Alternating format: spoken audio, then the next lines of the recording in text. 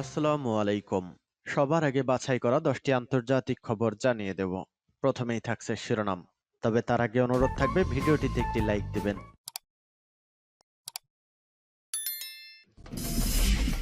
এই মুহূর্তে পাওয়া ইউক্রেন রাশিয়া যুদ্ধের সর্বশেষ হাতে পাওয়া আপডেট সংবাদ। আলোচনায় 47 দেশ, মস্কোর ভয়ে মলদোভা কি ইউক্রেনের অংশ হবে? এরপর জানিয়ে দিব পশ্চিমবঙ্গে একের পর এক বিস্ফোরণ বোমা উদ্ধার। এদিকে ব্রিক্স সম্মেলনে গেলেই গ্রেপ্তার পুতিন। জানিয়ে দেব দল থেকে ইমরান খানকে বাদ দেওয়ার পরিকল্পনা পদত্যাগী নেতাদের। আরো জানিয়ে দেব যুক্তরাষ্ট্রের সঙ্গে সংলাপে বসবে না চীন, দুর্ভাগ্যজনক বললেন মার্কিন প্রতিরক্ষা মন্ত্রী। সর্বশেষ জানিয়ে দেব সংঘাত দীর্ঘায়িত হলে ইউক্রেনের প্রতি পশ্চিমা সমর্থন পরিবর্তন হতে পারে বলছে ম্যাক্রো। শুনছিলেন সংবাদ শিরোনাম, এখন বিস্তারিত। তবে তার আগে অনুরোধ থাকবে ভিডিওটিতে একটি লাইক এবং কমেন্টস করে জানিয়ে দিন আজকের এই ভিডিও সম্পর্কে আপনার মূল্যবান মতামত। আর হ্যাঁ বন্ধুরা, অবশ্যই ঝটপট করে এই ভিডিওটি আপনার বন্ধুদের মাঝে শেয়ার করে ছড়িয়ে দিন। আর জানিয়ে দিন আপনি কোন জেলা থেকে বা কোথা থেকে আমাদের সংবাদ শুনছেন এবং দেখছেন। ইপিসি শীর্ষ সম্মেলন আলোচনায় 47 দেশ, মস্কোর ভয়ে মলদোভা কি ইউক্রেনের অংশ হবে?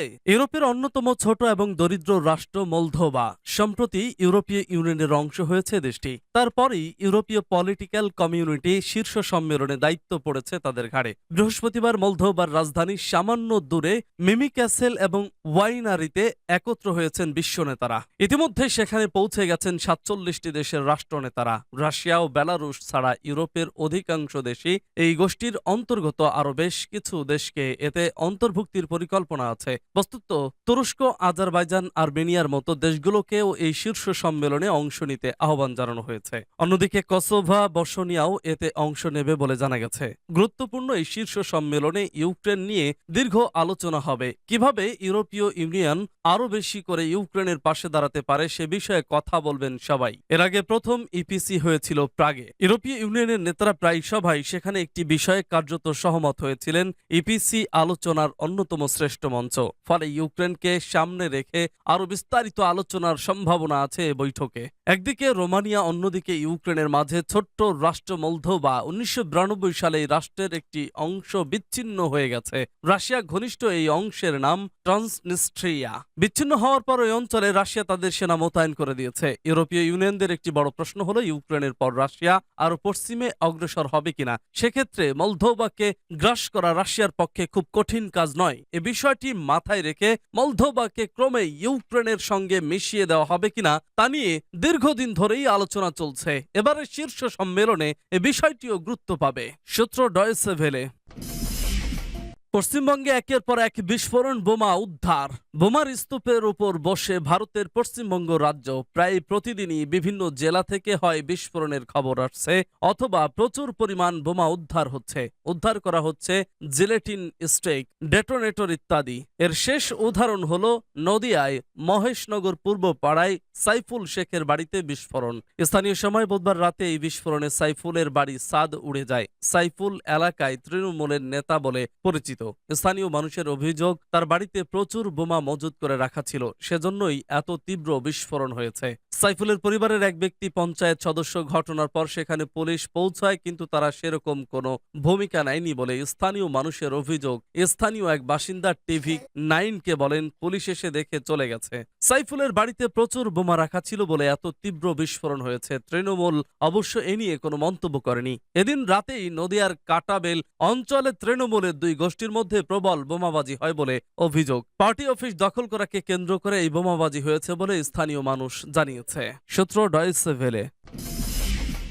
ব্রিক্স সম্মেলনে গেলেই গ্রেপ্তার পুতিন। ইউক্রেন যুদ্ধে বড়সড় কূটনৈতিক ধাক্কা খেল রাশিয়া। এবার দক্ষিণ আফ্রিকায় জোরালো হচ্ছে রুশ প্রেসিডেন্ট ভ্লাদিমির পুতিনের গ্রেপ্তারের দাবি। দেশটির প্রধান বিরোধী দলের সাফ কথা, ব্রিক্স সম্মেলনে অংশ নিতে গেলে পুতিনকে গ্রেপ্তার করতেই হবে।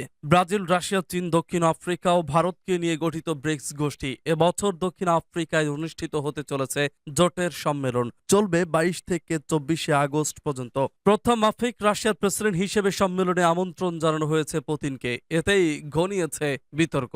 সংবাদ সংস্থা এএফপি সূত্রে খবর, পুতিনের গ্রেপ্তারের দাবিতে সরব হয়েছে দক্ষিণ আফ্রিকার সবচেয়ে বড় বিরোধী দল ডেমোক্রেটিক অ্যালায়েন্স। তাদের সাফ কথা, ব্রিক্স সম্মেলনে অংশ নিতে এলে পুতিনকে গ্রেপ্তার করতে হবে। গত মঙ্গলবার দলটি জানিয়েছে যে সরকার যাতে রুশ প্রেসিডেন্টকে আটক করে তা নিশ্চিত করতে আদালতের দ্বারস্থ হয়েছে তারা। উল্লেখ্য, ব্রাজিল, রাশিয়া, চীন, দক্ষিণ আফ্রিকা ও ভারতকে নিয়ে গঠিত ব্রিক্স গোষ্ঠী তাৎপর্যপূর্ণভাবে ইউক্রেন যুদ্ধে শিশু অধিকার লঙ্ঘনের অভিযোগে অভিযুক্ত রুশ প্রেসিডেন্ট ভ্লাদিমির পুতিন এই মামলায় গত মার্চ মাসে তার বিরুদ্ধে গ্রেপ্তারি পরোয়ানা জারি করে আন্তর্জাতিক অপরাধ আদালত। তখন থেকেই প্রশ্ন উঠেছে, আসলে কি গ্রেপ্তার করা যাবে পুতিনকে?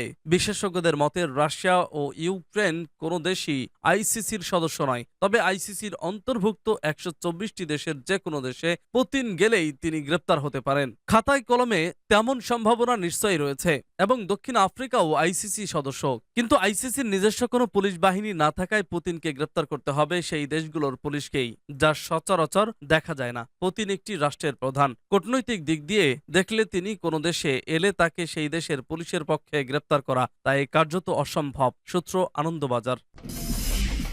দল থেকে ইমরান খানকে বাদ দেওয়ার পরিকল্পনা পদত্যাগী নেতাদের। পাকিস্তানের সাবেক প্রধানমন্ত্রী ইমরান খানকে নিজ দল পাকিস্তান তেহরিক-ই-ইনসাফ এবং রাজনীতি থেকে সরিয়ে দিতে তৎপর হয়েছেন পিটিআই থেকে পদত্যাগ করা কিছু নেতা।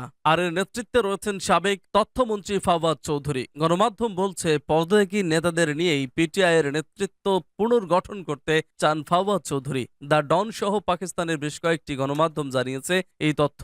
এরই মধ্যে পিটিআই এর ভাইস প্রেসিডেন্ট শাহ মেহমুদ কুরেশির সাথে সাক্ষাৎ করেছেন ফাওয়াদ চৌধুরী। বর্তমানে আদিয়ালা জেলে কারাবন্দী আছেন ইমরানের পরেই পিটিআই এর সবচেয়ে সিনিয়র এই নেতা। গত 9 মে ইমরানকে গ্রেপ্তারের পরবর্তী সহিংসতার জন্য ব্যাপক ধরপাকড় চালায় নিরাপত্তা বাহিনী। এর জেরে পদত্যাগ করেন পিটিআই এর ফাওয়াদ চৌধুরী, শিরিন মাজারি, ইমরান, ইসমাইল, আমির কিয়ানি এবং মেহমুদ মৌলভীর মতো সিনিয়র নেতারা। পাকিস্তানি। যুক্তরাষ্ট্রের সঙ্গে সংলাপে বসবে না চীন, দুর্ভাগ্যজনক বললেন মার্কিন প্রতিরক্ষা মন্ত্রী। সিঙ্গাপুরে আসন্ন প্রতিরক্ষা সম্মেলনে চীনা ও মার্কিন প্রতিরক্ষা মন্ত্রীদের আলোচনার প্রস্তাব নাকচ করে দিয়েছে বেইজিং। দক্ষিণ চীন সাগরে সাম্প্রতিক উত্তেজনার জন্য পরস্পরকে দায়ী করেছে দুই দেশ। মার্কিন প্রতিরক্ষা মন্ত্রী লয়েড অস্টিন বৃহস্পতিবার বলেছেন, যুক্তরাষ্ট্র ও চীনের প্রতিরক্ষা প্রধানদের মধ্যে বৈঠক প্রত্যাখ্যান করার বেইজিং এর সিদ্ধান্ত দুর্ভাগ্যজনক, বিশেষ করে সাম্প্রতিক উস্কানিমূলক চীনা আচরণের পরিপ্রেক্ষিতে। খবর এএফপির। যুক্তরাষ্ট্রের একটি গোয়েন্দা বিমানের কাছে অপ্রয়োজনীয় আগ্রাসনমূলক রণকৌশল চালানোর জন্য ওয়াশিংটন বেইজিংকে অভিযুক্ত করার কয়েকদিন পর এমন মন্তব্য করা হলো। ওয়াশিংটন এ সপ্তাহে সিঙ্গাপুরে একটি প্রতিরক্ষা শীর্ষ সম্মেলনের ফাঁকে অস্টিনের সঙ্গে আলোচনার জন্য চীনের জাতীয় প্রতিরক্ষা মন্ত্রী লি শাংফুকে আমন্ত্রণ জানিয়েছিল, কিন্তু বেইজিং ওই বৈঠকে অংশগ্রহণে অস্বীকৃতি জানিয়েছে। এ ব্যাপারে এক মুখপাত্র বলেছেন, যুক্তরাষ্ট্র স্পষ্টভাবে জানে কেন বর্তমানে সামরিক যোগাযোগের ক্ষেত্রে জটিলতা দেখা দিয়েছে। সিঙ্গাপুরে যাওয়ার আগে এক সংক্ষিপ্ত সফরে টোকিওতে থাকা অস্টিন চীনের এমন সিদ্ধান্তকে দুর্ভাগ্যজনক বলে অবহিত করেন।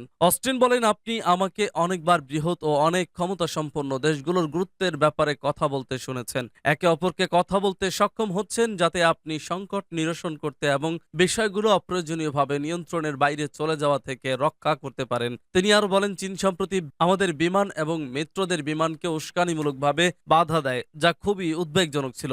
আমি এমন ঘটনা নিয়ে উদ্বিগ্ন যেটি খুব দ্রুত নিয়ন্ত্রণের বাইরে চলে যেতে পারে। মার্কিন সামরিক বাহিনী মঙ্গলবার বলছে, চীনের যুদ্ধ বিমানের এক পাইলট গত সপ্তাহে দক্ষিণ চীন সাগরের ওপর পরিচালিত আমেরিকার একটি গোয়েন্দা বিমানের কাছে অপ্রয়োজনীয়ভাবে আগ্রাসনমূলক রণকৌশল চালায়। মার্কিন সামরিক বাহিনী প্রকাশ করা ভিডিও ফুটেজে চীনের একটি যুদ্ধ বিমানকে আমেরিকার বিমানের একেবারে সামনে দিয়ে অতিক্রম করতে দেখা যাচ্ছে। তবে চীনের সামরিক বাহিনী বলেছে, মার্কিন বিমানটি সেখানে সামরিক প্রশিক্ষণ এলাকার নীতি ভঙ্গ করে। তারা আরো বলেছে, চীনের উপর নিবিড় নজরদারি চালানোর জন্য কোন জাহাজ ও বিমান পাঠানো চীনের জাতীয় সার্বভৌমত্ব নিরাপত্তাকে মারাত্মকভাবে ক্ষতিগ্রস্ত করে। সূত্র বাসস।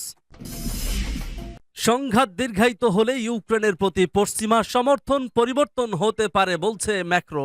পশ্চিমারা ইউক্রেনের জন্য তার সাহায্য পূর্ণ বিবেচনা করতে পারে যদি সংঘাত দীর্ঘমেয়াদে পরিণত হয়। ফরাসি প্রেসিডেন্ট ইমানুয়েল ম্যাক্রো ব্রাতিস্লাভাতে গ্লোবসেক আন্তর্জাতিক নিরাপত্তা সম্মেলনের সময় বলেছিলেন, ঘটনাগুলির এ ধরনের বিকাশের পরিণতিতে আমরা এই সংঘাত দীর্ঘায়িত হওয়ার জন্য প্রস্তুতি নিচ্ছি। তিনি বলেছিলেন, আমাদের অবশ্যই পরিস্থিতি অনুসারে উচ্চ এবং মাঝারি তীব্রতার সংঘাতে ইউক্রেনের দীর্ঘমেয়াদী সমর্থনের জন্য জনমত তৈরি করতে হবে। সে কারণে অবশ্যই এই গ্রীষ্মে আমাদের অংশীদারদের সাথে আমাদের সমর্থনের প্রকৃতি পুনর্বিবেচনা এবং বিশ্লেষণ করতে হবে এবং কাঙ্ক্ষিত ফলাফল অর্জনের জন্য আমাদের কি প্রয়োজন তা উপলব্ধি করতে হবে। তিনি আরো বলেন, এদিকে ফরাসি নেতা প্রত্যাশিত ইউক্রেনীয় পাল্টা আক্রমণের ব্যর্থতার ক্ষেত্রে দৃষ্টিভঙ্গি নিয়ে প্রকাশ্য আলোচনা করা থেকে বিরত থাকেন। তিনি আশা প্রকাশ করেন যে এটি সফল হবে। সূত্র তাস।